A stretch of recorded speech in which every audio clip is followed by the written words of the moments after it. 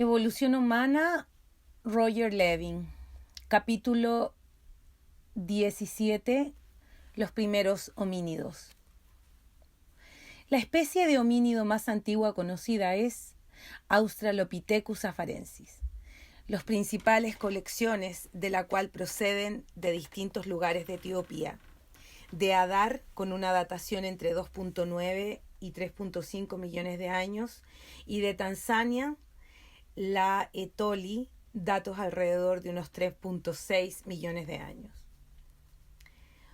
Otros restos fragmentarios más antiguos y claramente similares, no idénticos a afarensis, han sido encontrados en varios lugares de África. El más antiguo procedente de Logtagam, en el norte de Kenia, ha sido datado recientemente con más de 5.6 millones de años. Los especímenes de Hadar y la Etoli fueron recogidos en los años 70 y su interpretación rápidamente puso un sustancial impacto para la paleoantropología. El yacimiento de la Etoli resultó especialmente significativo debido a que también contiene huellas fósiles de 3.6 millones de años de antigüedad, de pisadas de 3 individuos homínidos, presumiblemente un Australopithecus afarensis. Las huellas confirman lo que se esperaba de los primeros homínidos y resulta aparente a la vista de su esqueleto postcraneal. Se trataba de animales esencialmente bípedos, no cuadrúpedos.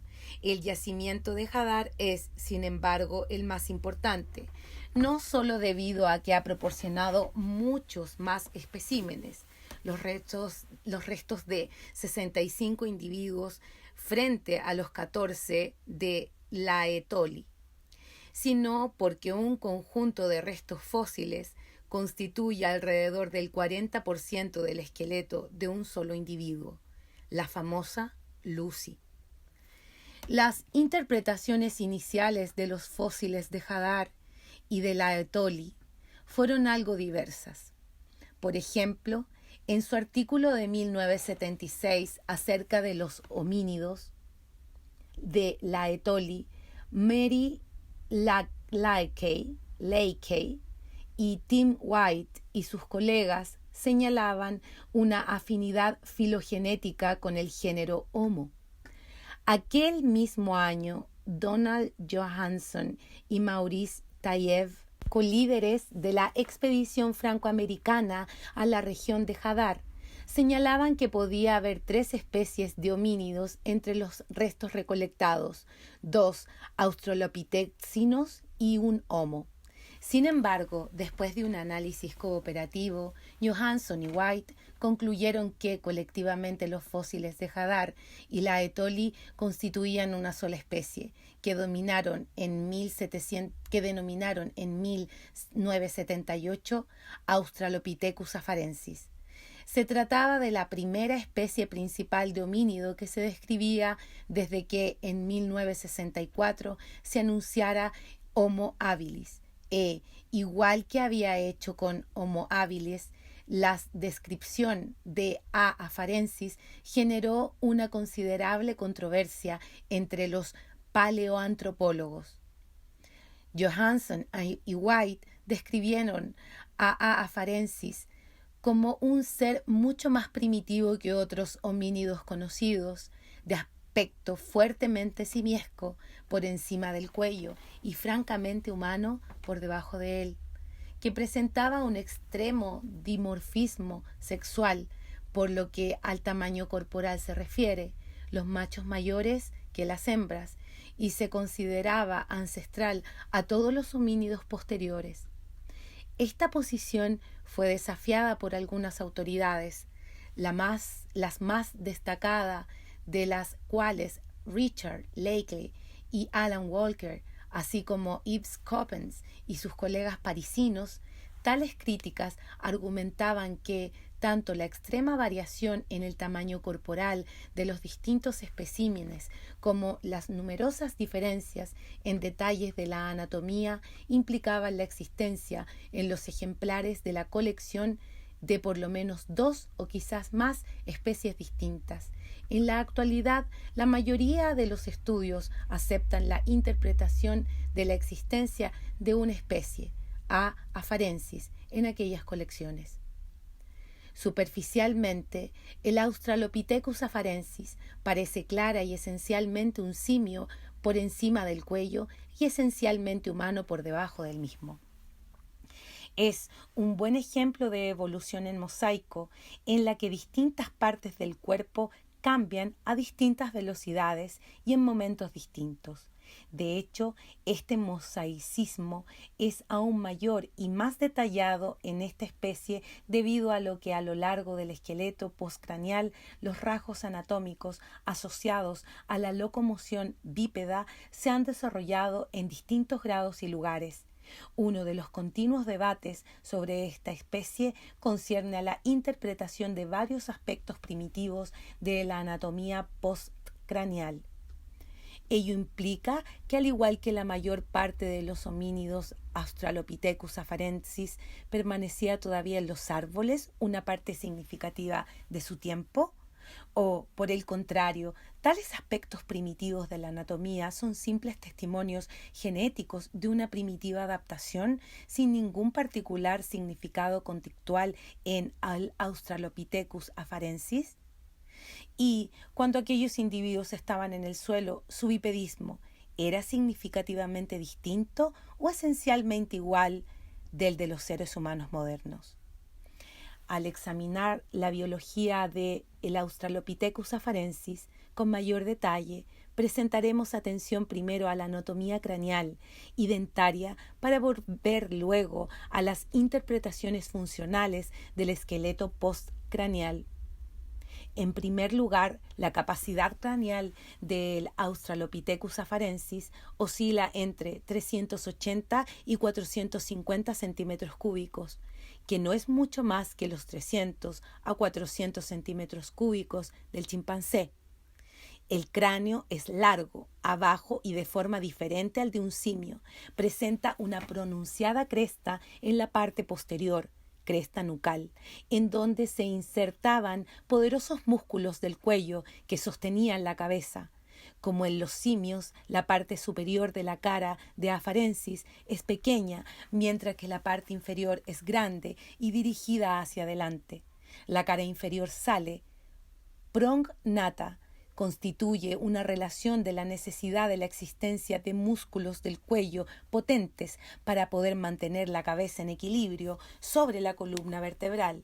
Se trata en términos físicos de una cuestión de momentos. Numerosos detalles de la cara inferior del cráneo, basicráneo, del Australopithecus afarensis, le otorgan un estatus homínido, entre los cuales la posición central del foramen magnum, a través del cual pasa la médula espinal, aunque el estatus homínido de A. afarensis es más evidente en las mandíbulas y dientes. La comparación de la dentición de un simio moderno con la de los hombres modernos revela algunas significativas diferencias. Ver capítulo 16. En la mayoría de los aspectos, A. afarensis es algo intermedio entre ambos modelos, aunque reducidos, los caninos siguen siendo grandes para un homínido y existe un significativo dimorfismo sexual. El diastema es necesario para poder acomodar el canino en la mandíbula opuesta. En muchos individuos, el primer premolar es claramente simiesco, por el hecho de tener una sola cúspide, aunque en algunos casos puede instruirse el desarrollo de una segunda cúspide. Aunque los molares son característicamente humanos, en su globalidad no son las piedras de moler que encontramos posteriormente en el linaje humano. Claramente en A. afarensis ha tenido lugar un cambio adaptativo que resulta drástico en comparación con los simios modernos. Sin embargo, la comparación más pertinente es con alguno de los simios del Mioceno. Ver capítulo 14, a partir de los cuales el clado de los homínidos habría derivado. Desde este punto de vista, A. afarensis resulta simiesco, anatómicamente y dietéticamente. Sin embargo, pudo haberse diferenciado conductualmente debido a que A. afarensis tenía la capacidad de desplazarse habitualmente sobre dos piernas. Para estudiar esta innovadora adaptación, nos desplazaremos al esqueleto postcraneal. Tal como hemos visto en el capítulo 14, la adaptación bípeda se deja sentir en numerosos aspectos del esqueleto postcraneal. La cuestión aquí es en qué medida era bípedo A. afarensis. Análisis funcionales de varias partes del esqueleto postcraneal han sido llevados a cabo por un gran número de investigadores en los Estados Unidos, Inglaterra y Francia. Owen Lovejoy, de la Kent State University, en colaboración con Johansson y sus colegas, concentraron sus esfuerzos en la pelvis y las extremidades posteriores. No hay duda de que la pelvis, rechoncha y ancha, se parece más a la de un homínido que a la de un simio. Existen diferencias significativas como el ángulo ilíaco de los huesos de la cadera. Estas diferencias no eran, sin embargo, funcionalmente significativas cara a conseguir el equilibrio necesario para la locomoción bípeda, concluía Lovejoy. Y en combinación con la arquitectura del cuello del fémur y el pronunciado ángulo valgus de la rodilla, había podido permitir un paso completamente equivalente al de los hombres modernos en sus características globales, sino en cada uno de los detalles. Se decía, en otras palabras, que A. afarensis había sido un bípedo terrestre con todas las de la ley, de modo que su anatomía simiesca se consideraba una herencia genética sin significado funcional. Sin embargo, otros investigadores empezaron a encontrar indicaciones de actividad arvícola en la anatomía del Australopithecus afarensis. Las investigadoras francesas Christine Tardieu y Brigitte Senot llevaron a cabo el estudio de, respectivamente, las extremidades inferiores y superiores, de donde infirieron un cierto grado de movilidad que podría encajar con una actividad arborícola. Russell Tuttle, de la Universidad de Chicago, ha señalado que los huesos de manos y pies son curvos, como en los simios, lo que podría tomarse como una indicación de una actividad de trepar. William Youngers, de la State University de Nueva York, SUNY, en Stony Books, ha señalado que aunque los brazos de A. afarensis son los de un homínido por su longitud, las piernas siguen siendo cortas, como en los simios, lo que favorece la adaptación a trepar. Henry McHenry, de la Universidad de California, en Davis, ha examinado algunos huesos de la muñeca de A. afarensis y ha concluido que la articulación pudo haber tenido mucha más movilidad que en los hombres modernos, algo también consistente con una actividad arvícola. Comparación de esqueletos. El esquema ilustra las adaptaciones esqueléticas a la vida arvícola en Australopithecus afarensis. Como resultado de un estudio más amplio, Youngers, Jack Stern y Randall Sussman, también de la SUNY, ha argumentado que el conjunto de las adaptaciones anatómicas postcraneales indican que aunque A. afarensis era bípedo, cuando se encontraba en el suelo, dedicaba un tiempo significativo a trepar a los árboles, para dormir, escapar a los predadores y en busca de alimento. Además, concluyen que cuando el animal se encontraba en el suelo era incapaz de adoptar un paso completamente normal, tal como mantenía Lovejoy, adaptando a su lugar una postura de inclinación de la cabeza y de la rodilla, una postura que habría tenido para A. afarensis importantes implicaciones biomecánicas y energéticas.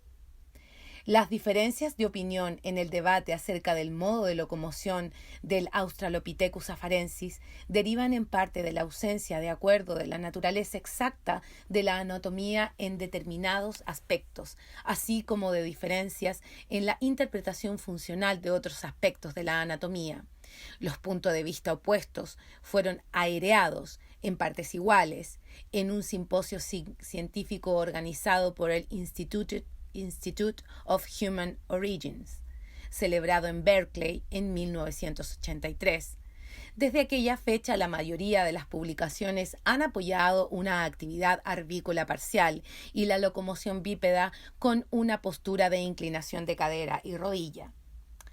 Los principales rasgos anatómicos citados en apoyo de una adaptación arvícola parcial son numerosos. Entre ellos, huesos de manos y pies curvados, gran movilidad de muñecas y tobillos, una articulación escapular, fosa genoidea más orientada hacia la cabeza que en el hombre y en extremidades posteriores cortas. Quienes se oponen a la adaptación arvícola discuten la movilidad del tobillo de A. afarensis y citan la pérdida de la oponibilidad del dedo mayor del pie, que se ha alineado con los demás en una clara adaptación al bipedismo. Véase, sin embargo, más adelante. Rasgos anatómicos que pueden implicar un bipedismo menor que el de los humanos se encuentran en varias partes del cuerpo. Por ejemplo, aunque los brazos han asumido proporciones homínidas, lo que mejora la distribución de peso y el equilibrio necesario para el bipedismo, las piernas son cortas, como en los simios. Piernas cortas significa pasos cortos, y no solo esto, sino que, debido a que el pie es largo en relación con la pierna, pudo exigir un aumento de la flexión de la rodilla durante el paso, como cuando intentamos caminar con unos zapatos más grandes de la cuenta. Comparación de cráneos. Estos perfiles craneales de hombre, chimpancé y afarensis muestran cuán simiesco era el primer homínido conocido, por cortesía de Cleveland Museum of Natural History. Los investigadores de la SUNY interpretan que el ángulo ilíaco de la pelvis de A. afarensis implica un sistema de equilibrio durante el bipedismo más parecido al del chimpancé que al del hombre, en relación con la inclinación de la cadera. Al mismo tiempo argumentan que la superficie articular alunada de la fosa, el acetábulo, en que encaja la cadera del fémur, es menos completa en A. afarensis que en los hombres modernos. Es incompleta en la región afectada cuando la extremidad posterior completamente extendida pasa por debajo de la articulación de la cadera. Ergo, este tipo de paso no puede darse en A. afarensis. Para completar el caso de la postura inclinada de la cadera y de la rodilla durante la marcha, los investigadores de la SUNY sugieren que la articulación de la rodilla no puede alcanzar una posición completamente extendida, tal como en los humanos modernos. En cambio, los investigadores de Kent State discuten la descripción efectuada de la anatomía en estos 3 puntos y rechazan en consecuencia su interpretación funcional. La forma de las superficies de articulación de determinados huesos del pie, metatarsianos, puede ser interpretada como implicando una mayor capacidad de flexión que habría resultado provechosa para trepar, pero que habría mermado la estabilidad en el momento de apoyarse sobre los dedos del pie. Aunque si la postura de A. afarensis fue realmente de cadera inclinada y rodilla inclinada, entonces no habrían usado del recurso de apoyarse sobre los dedos en ninguna forma parecida a lo que ocurre durante el paso de los modernos humanos. Capítulo 15. Finalmente, Jungers ha examinado recientemente el tamaño de las articulaciones de la cadera, particularmente de la cabeza del fémur, en los simios modernos, el hombre y A. afarensis.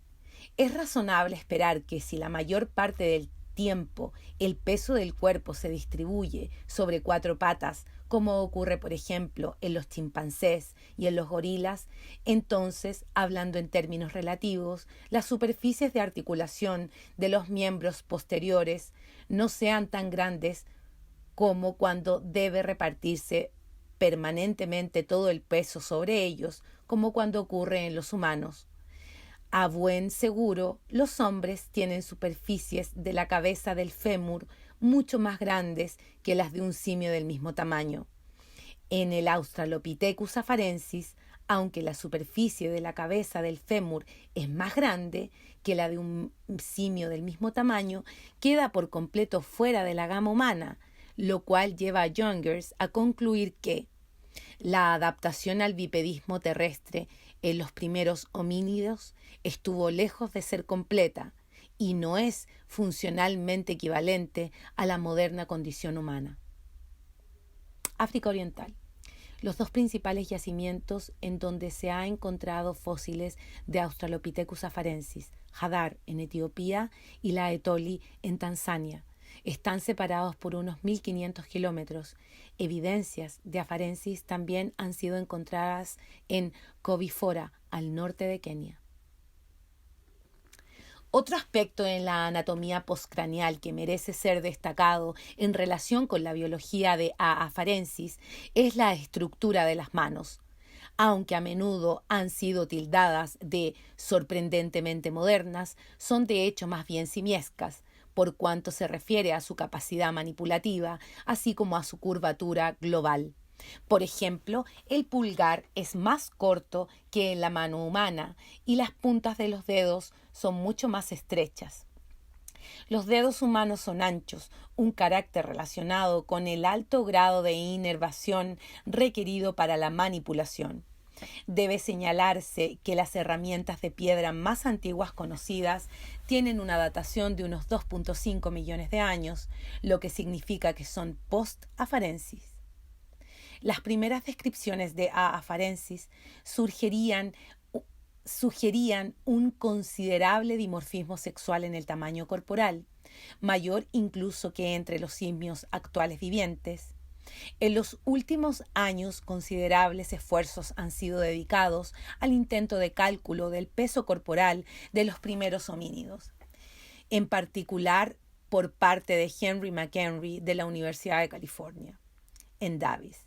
Sus cálculos dan un promedio para las A. afarensis hembras de 30 kilogramos y 45 para los machos, con estaturas promedio de 105 y 151 centímetros respectivamente. En comparación, los pesos corporales hembra-macho en kilogramos en los gorilas actuales son de 75 a 158 kilogramos, de 40 a 54 para los chimpancés y de 54 y 65 para Homo sapiens. El grado de dimorfismo sexual de A. afarensis es intermedio entre el de los gorilas y el de los chimpancés, y es concordante con una estructura social basada en grupos grandes de numerosos machos emparentados y hembras no relacionadas.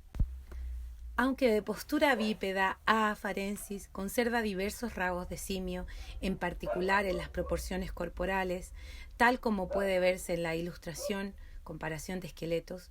Las piernas son relativamente más cortas y los brazos relativamente más largos que en los hombres modernos.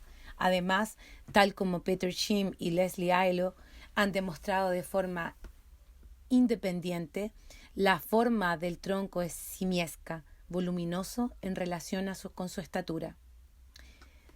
Herencia anatómica. Las distintas partes de nuestro esqueleto se han formado en momentos diferentes de nuestra historia. El cráneo bulboso, por ejemplo, es nuestra más reciente adquisición, de hace 0.1 millones de años, mientras que el modelo dentario básico es la más vieja, con una antigüedad de 35 millones de años.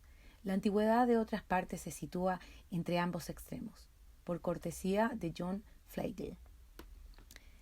En conjunto, por tanto, la anatomía de A. afarensis y, presumiblemente, su conducta responde a un tipo intermedio entre el simio y el hombre, un tipo estructural que no existe en la actualidad, En consecuencia, ha existido una cierta tendencia a calificar de inestable la adaptación al considerarla como parte de un proceso de perfección hacia el modelo humano, aunque, de hecho, este repertorio anatómico y conductual único debe ser considerado como un lote evolutivamente estable.